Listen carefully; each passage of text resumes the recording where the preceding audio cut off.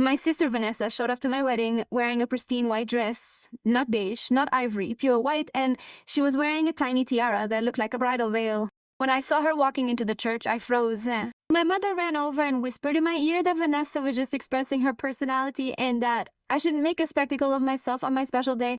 So I kept quiet, but that wasn't even the worst of it. At the reception, in the middle of the best man speech, Vanessa stood up and said she had something important to share. She grabbed her phone, plugged it into the projector we had set up for our slideshow, and started playing a video. It was a montage of all my most embarrassing high school photos, complete with braces, bad bangs, and pimples, and she had titled it, "Before Jake Made Her Pretty." My husband Jake stared, not knowing what to say.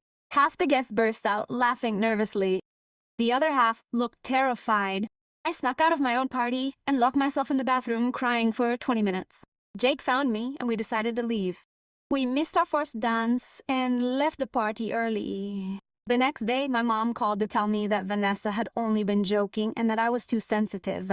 My dad added that Vanessa was having a hard time because her boyfriend Austin had broken up with her and that I needed to be understanding. 2 years later, when Jake and I found out I was pregnant, we were overjoyed. We waited until we were 12 weeks along to tell the family. We went to my parents' house one Sunday for dinner and broke the news. Mom cried tears of joy. Dad hugged Jake. Vanessa fell silent, got up from the table, grabbed her purse, and left without saying goodbye. That same night, Mom texted me. Vanessa had been trying to get pregnant with her new husband, Owen, for over a year without success. She said I should have told Vanessa the news in private first so she could process it. I didn't reply. When I was 6 months along, Mom started calling me almost every day. She would ask about the baby's room, what names we were considering, and just regular stuff. Then, casually, she would blurt out that Vanessa was seeing a fertility specialist, that the treatments were incredibly expensive, and that it was destroying her marriage. I would say, that's too bad, and change the subject. After my daughter Ruby was born, things got even weirder.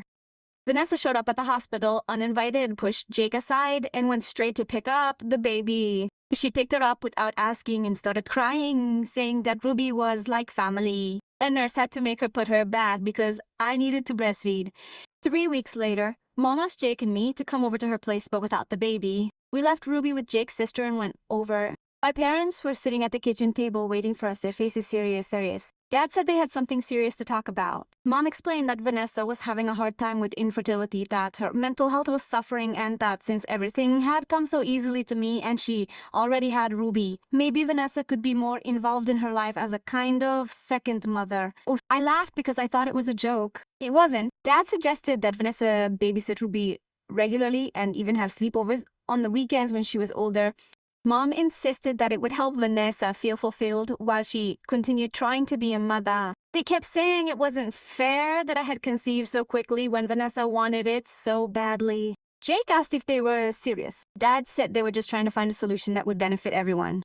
I got up and said no. Mom burst into tears and called me selfish. She said that there was always help in a family and that Vanessa needed it desperately. I grabbed my jacket and left. From then on, Vanessa started showing up at the house unannounced. She would ring the doorbell while Ruby was taking a nap. Once she brought baby clothes that no one had asked for. Another time she came in through the back door that we had left unlocked while I was upstairs. I went downstairs to find her holding Ruby in the living room. She said Mom had given her a copy of our key. I took it from her and we changed all the locks that same day. Mom called me furious, saying I was taking Vanessa away from her niece. Dad insisted that I was punishing Vanessa for something she had no control over. I repeated that Vanessa could be a normal aunt.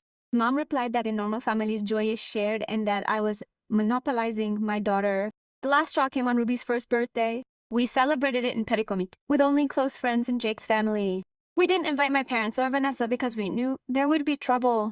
Vanessa found out because a cousin posted a photo on social media. She showed up in the middle of the party, went into the garden, and tried to blow out the candles with Ruby. Jake had to physically hold her down while I held the baby. Vanessa screamed that Mom was right, that I was keeping her away from Ruby on purpose. A neighbor called the police because she wouldn't leave. The officers got her out, but she stayed in her car parked outside the house for 2 hours. The following week, Jake filed for a restraining order. The order arrived 3 days later. The judge granted it without hesitation after hearing that Vanessa had trespassed and had lingered after the police had evicted her. Minimum of 1,000 feet away, the lawyer explained. If she violates it, she'll go straight to jail. I signed the papers with half-hearted relief. I still hoped she'd find a way to show up. The first 2 weeks were unusually quiet. No midnight doorbells, no suspicious cars, no calls from Mom telling me I was being too harsh. She did call, though not to defend Vanessa, but to let me know that Dad had hired a lawyer for her in case the order affected her job. I didn't respond. Jake installed cameras all over the house just in case, he said as he adjusted the one in the yard. Ruby turned 15 months old and was starting to say more words. Mom was the one who repeated the most. Every time I heard her, I remembered the proposal that Vanessa be a second mother and my stomach turned. One Tuesday afternoon, 3 weeks after the order, the mailman rang the doorbell and handed me a large manila envelope. Signature required, he said. I looked at the return address, Oakland Fertility Center. Addressee Vanessa Morrison. She still used my maiden name because she had never changed it when she married Owen. This isn't for me, I said. It's my address, but not my name. He looked at the envelope in the house. The address matches. If you don't want it, mark it as returned. I closed the door and stared at the envelope for several minutes. Vanessa had used our address to receive medical correspondence, probably to hide it from Owen or my parents.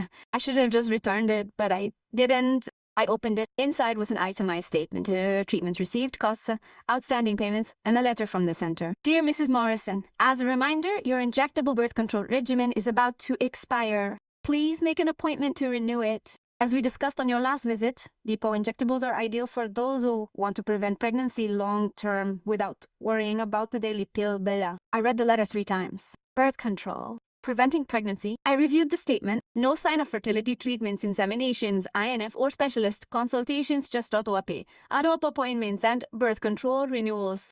The last one, 2 months. Back in the day, 3 weeks before I announced my pregnancy, I sat on the floor of the hallway with the envelope in my hands. From the living room, I could hear Ruby playing happily in her playpen. Vanessa had never had fertility problems. It was all a lie. The expensive treatments, the specialist, the damage to her marriage, all made up while she pretended to be desperate to have a mother. She had spent years trying to avoid getting pregnant. By the way, I picked up the phone and called the Oakland Fertility Center. Oakland Fertility Center. Good morning. Hello, I received a letter from my sister in error. I wanted to confirm if you have the correct address on file. Sure. Patient name, Vanessa Morrison. I heard typing. The address listed is ours. That address is incorrect. My sister does not live here. They need to update their information. I understand, but unfortunately only the patient herself can modify her information. Here is the full text rewritten in Spanish with the same meaning, tone, and level of detail, but using different expressions and avoiding any type of literal copying to eliminate plagiarism. I have kept it very similar in length. The original has 4,850 characters with spaces.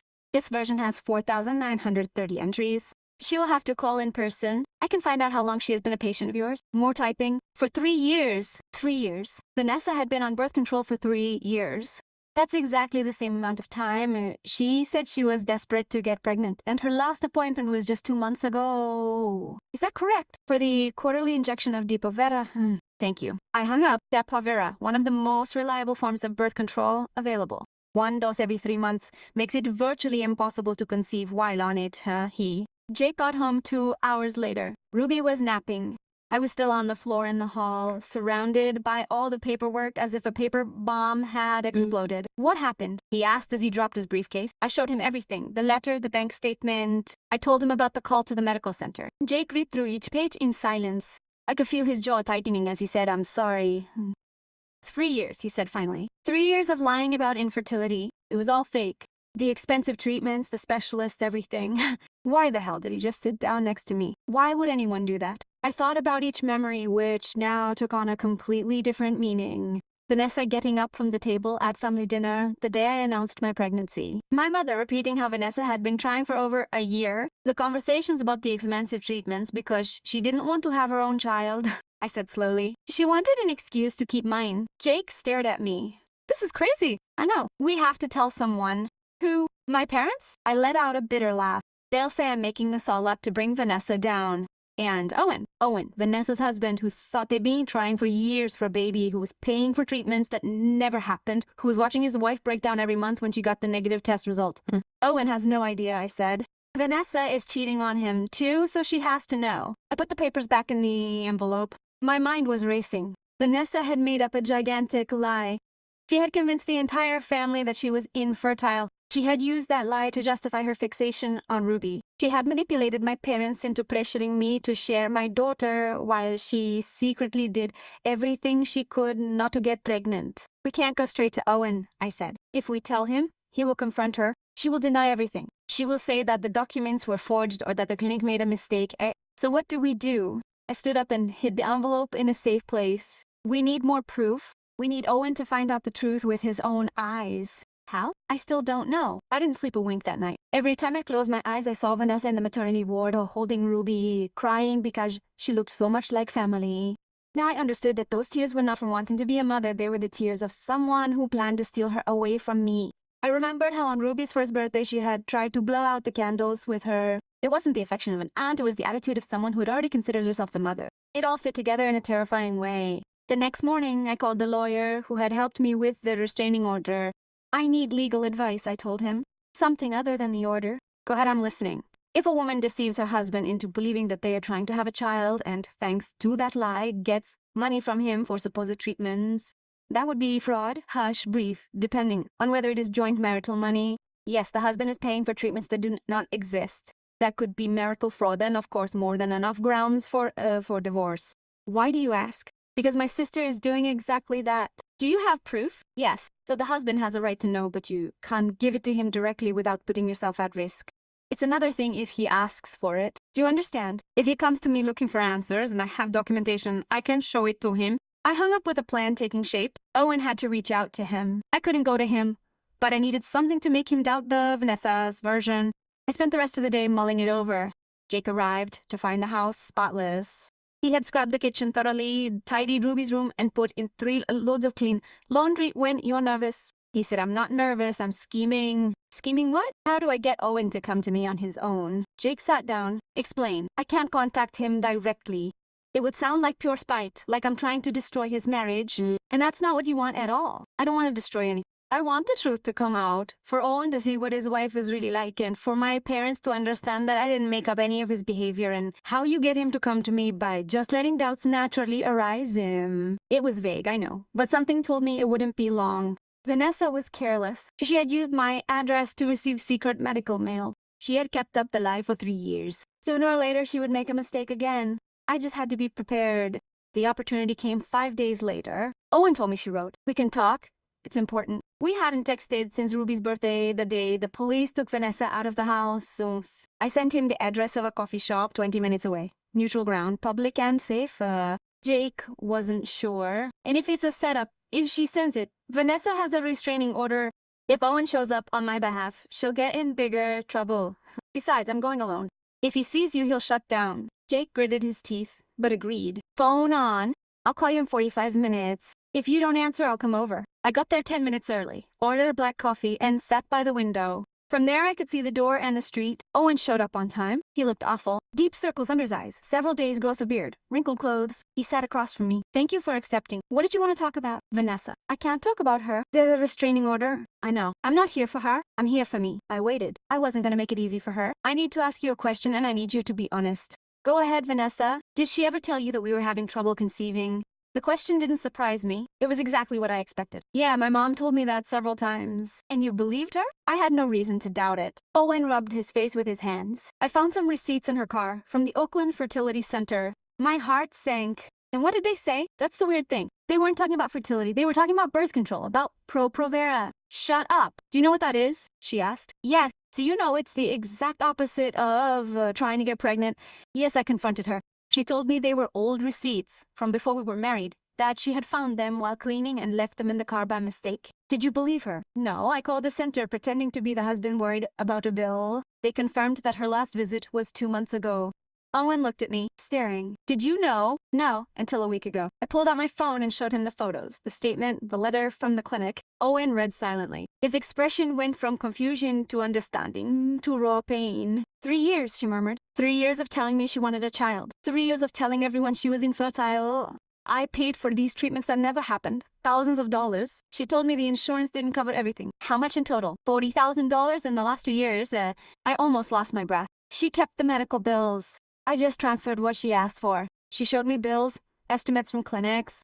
It all seemed real. Do you still have those bills? Some of them. She kept them in her office. Get them all. Owen nodded slowly. Why would she do something like that? It was time because I didn't want a child of my own. I wanted my own, and I told her absolutely everything. The hospital, the pressure from my parents to be a second mother, the trespassing, the birthday, the restraining order. I thought she was just a doting aunt, Owen said, his voice breaking. She talked about Ruby constantly. It wasn't doting. It was obsession. Suddenly he said, shopping. Vanessa was spending a lot on expensive clothes, accessories, dinners with friends, dinners. She told me she needed to dress up for her job. She works part-time at a store, doesn't make that much. Where did the money come from? If she didn't spend $40,000 on fertility, she spent it on herself. Owen closed his eyes. She stole from me. She lied to me for years and stole from me. Yes. Why? Because she's always competed with me. She's always needed to be the center. When I got pregnant and she was always trying to... When Ruby was born, she needed total access. It's not love, Owen. It's control. Owen's eyes glazed over. What do I do now? What do I do right now? Gather evidence, all the fabricated invoices, the bank statements record every deception, and then you separate, get your capital back, and I'll tell my parents when I have the full body of evidence. You'll tell them when they can't deny it. Owen sat up. I appreciate your honesty with me. What's your plan? Exactly what you said. Gather evidence, consult a lawyer, walk away from this marriage. Let him know we talked. Not even until I have everything ready, okay? Owen walked toward the exit, but was stopped by an additional question. Do you think he ever loved me, or was it all a calculated scheme? That question stung my answer. I have no idea, but who lies like that for so long? He probably never learned to truly love. He left without saying anything else. I called Jake from the parking lot. All is well. I'm going back to the house. How did it go? Owen knows the truth. He's getting a divorce. And now? We're waiting. Vanessa won't walk away calmly. I drove home feeling a sense of gratification. I hadn't shouted. I hadn't made a scene. I had just laid out the truth and let it take care of itself. Vanessa had built her existence on falsehoods, and now, one by one, those falsehoods were crumbling. Owen filed for divorce 15 days after our conversation. I found out because Mom called screaming. What did you tell Owen? Vanessa is devastated. I didn't tell her anything that wasn't true. He's leaving her because she scammed him out of the money. Vanessa claims it's a misunderstanding. Mom, Vanessa took $40,000 from him. There's no room for misunderstanding. There was silence on the other end of the line. $40,000, Mom reiterated in a weak voice. She told him it was for fertility therapy, but she had been taking birth control pills for 3 years. All of the money was for her own use, for clothes, for entertainment, to support a lifestyle she couldn't afford. That can't be true. Owen has all the proof. Bank statements, bills, medical records, the whole lot. Vanessa wouldn't do that. Mom broke into my home without permission. She stood outside for hours after the security guards ordered her to leave. Are you really surprised that I lie about the money too? Mom hung up without answering. 3 days later, Dad showed up on my doorstep. He hadn't been home since before Ruby was born. We should talk, Jake said. He was working. Ruby was resting. I let Dad in. We made ourselves comfortable. He watched everything but me. Your mother is very agitated, he started. I know, Vanessa doesn't affect me either. She's your sister. She's a liar and a thief, and she has a pathological fixation on my daughter. Dad finally looked at me. You went to Owen. You revealed Vanessa's intimate affairs to him. Owen contacted me, and I showed him documentary evidence that his wife was cheating on him. That wasn't your role. And what was my role? To allow her to continue stealing from him? To let her continue cheating? Could you have resolved it within the family? I tried within the family. You ordered me to share my child with Vanessa as if I were a surrogate mother. I was called selfish, that the family supports each other. Dad looked away. Vanessa is going through a rough patch. Vanessa created her own rough patch. Owen left her with no possessions. He took the property, the car, everything. Everything. That's what happens when you give your spouse $40,000. He claims he can clear it all up, and you give him credit. Dad didn't respond. You can continue to support Vanessa, but if you do, you won't be looking out for Ruby. Can't you keep us away from our granddaughter? Of course I can. Vanessa has a restraining order. If you bring her closer to Ruby in any way, I'll add you to the restraining order. That's unconscionable. You know what's unconscionable? Vanessa taking birth control while claiming to be infertile, stealing her husband's funds, trying to blow out Ruby's candles. That's unconscionable. Dad stood up. Are you breaking up this family? No, I'm protecting her from Vanessa. Your mother will be devastated. If she can't see Ruby, then Mom must choose. Vanessa or Ruby can't have both. Dad said without adding. That evening, Mom called. She didn't scream this time. She sounded exhausted. I need to know the truth, she said, without sugarcoating, without shielding anyone. Are you willing to hear her? Affirmative. I told her everything. The papers, the birth control pills, the money, the fixation, every detail. Mom listened in silence. She didn't say a word for minutes. I sensed it. She said, "What did you sense?" That something was wrong with the way she was expressing herself about Ruby, and you didn't do anything. I thought it was my misperception. Vanessa has always been vehement. She demands relentless attention. That doesn't excuse it, I know. But it's easier to give her what she craves than to confront her. So I was sacrificed. Mom started crying. I'm sorry. I was weak. I assumed that if I asked you to be magnanimous with Vanessa, she would relent, that in time, she would overcome her fixation on Ruby. It wasn't an aunt fixation, it was something more sinister.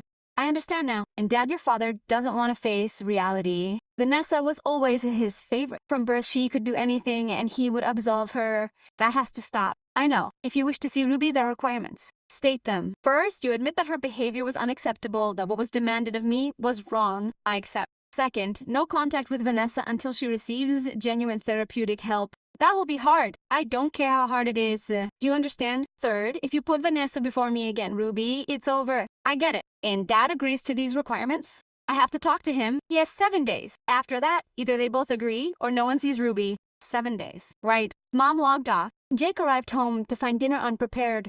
What came up? I set requirements for my parents to see Ruby and Mom is assessing it.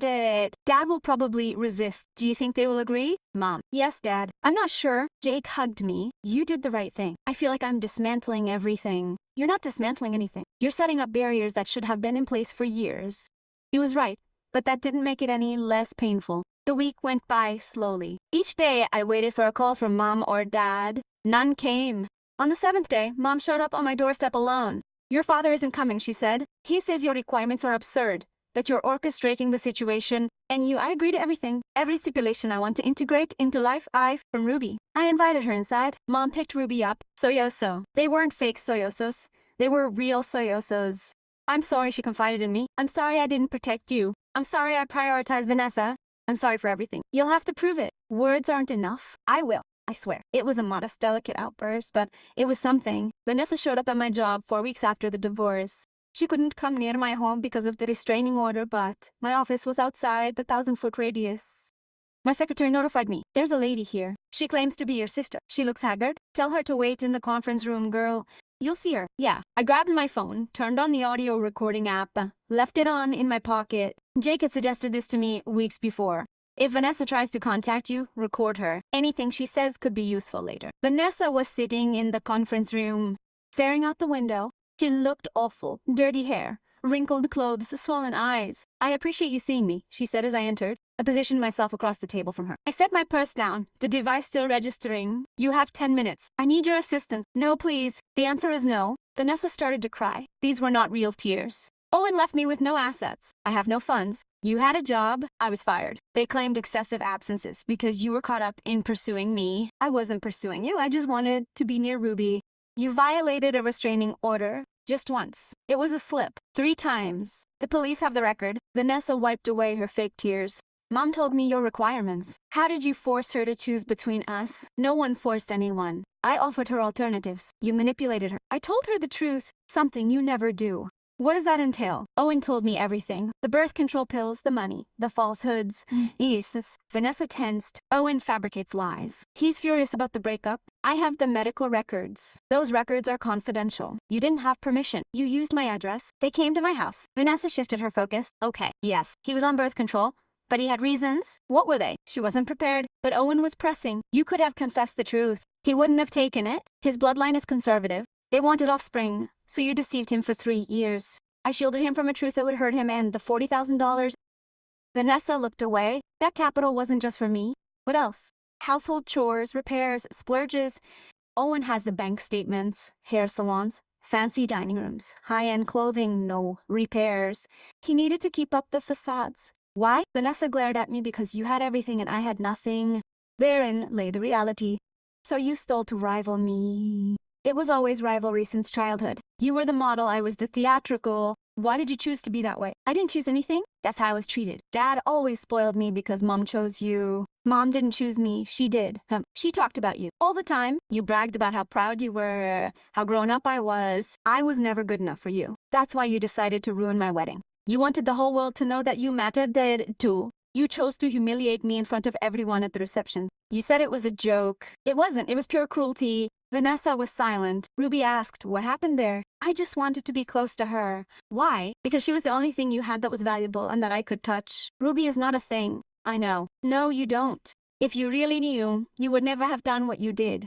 I just wanted to experience what you felt. Then have your own child. I don't want any children. The sentence hung like a bombshell. Vanessa realized too late what she had blurted out. How do I put it? You just said you don't want a child. I didn't mean it exactly like that. So what did you mean? Vanessa took a deep breath. I never wanted my own child. They're complicated, exhausting, but Ruby was already there. I thought I could have the good stuff without the effort. The smiles without the late nights. Of course, that's why you took the pills. Not because you weren't ready, but because you never wanted to get pregnant. Exactly. And you lied to everyone. Owen, Mom, Dad, me. Yes. Why? Because if I told the truth, they would point the finger at me. It's easier to make up fertility problems and to use that story to manipulate people. That wasn't manipulation. So what was it? Survival. I was surviving in a world where everyone assumed I wanted the same things you did. I stood up. That was it. Wait, I need money to start over. You're not my sister anymore. A sister doesn't do what you did. I made mistakes. They weren't mistakes. They were choices, one after another. For years, Vanessa stood up too. Are you gonna regret this? I doubt it. Mom's going to find out you kicked me out. Dad's going to find out. They're gonna hate you. I don't care anymore. Vanessa left the office. I saw her heading for the elevator. Her phone rang. She ignored it. I went back to my office and stopped the recording. 42 minutes. Every word archived. That same night, I showed Jake the audio. This is dynamite, he said. She admits everything. The lies. The money that she never wanted to get pregnant. What's it for? To make sure she never comes near me again. Jake looked at me seriously. What exactly are you gonna do? I'm still not sure. But I needed this proof. Proof that I'm not crazy. That everything I said about her is real. You're gonna pass it on to your parents when the time comes. And that time came sooner than expected. 2 days later, Dad showed up. Mom had sent him. Vanessa says you were too harsh, that you abandoned her, and that's how it was. She says she's having a hard time. She's dealing with the consequences of her actions. She needs money for a flat. She can't keep sleeping in other people's houses. That's none of my business anymore. Dad blushed. Since when have you been so cold? Ever since I got tired of being the only one who always gave in for this family. Vanessa was wrong, but she's sorry. Did she tell you she came to my work? Yes. She said you were cruel to her. She explained what she said to me, that she needed help. I took out my phone. Do you want to hear what she really said? I put on the recording. 42 minutes of Vanessa confessing everything. The pills, the stolen money, that she never wanted a baby, that she only wanted Ruby without the sacrifice. Dad listened without blinking. His face went from fury to astonishment. When she finished, she didn't say a word. Do you still think she regrets it? She made it clear that she never wanted a child. Never. But we gave them $10,000 for the treatments last year. That was the key. Vanessa hadn't just scammed Owen, she'd scammed my parents too. Do you keep the receipts? Mom keeps them in the blue folder. I have to see them. Dad called Mom. An hour later, the three of us were sorting through paperwork in the kitchen. The bills were fake. The clinics didn't exist. The phones were dead. Oh my God, Mom murmured. How much in total? $17,500, Dad repeated, astonished. And what did she use it for? To try to outdo me, to maintain a lifestyle she couldn't afford. Mom burst into tears, but this time from genuine pain. How could I have been so blind? Why did you want to believe her? I replied. Dad gathered up the paperwork. I'm gonna talk to her right now. No, Dad, if you confront her today, she'll deny everything. She'll say I doctored the audio, that the bills are legit. So what do we do? Wait, she always comes back when she needs something. Dad shook his head. I'm not waiting any longer. I want answers. She already slammed the door. Mom and I were left alone in the kitchen. You were right about everything, he said in a broken voice. About Vanessa, about how we covered for her when we shouldn't have. I know. You'll be able to forgive us someday. Maybe, but not today. I left. Jake was playing with Ruby in the living room when I arrived. What did it go down? Dad heard the recording. Now they know Vanessa stole $17,500 from them too.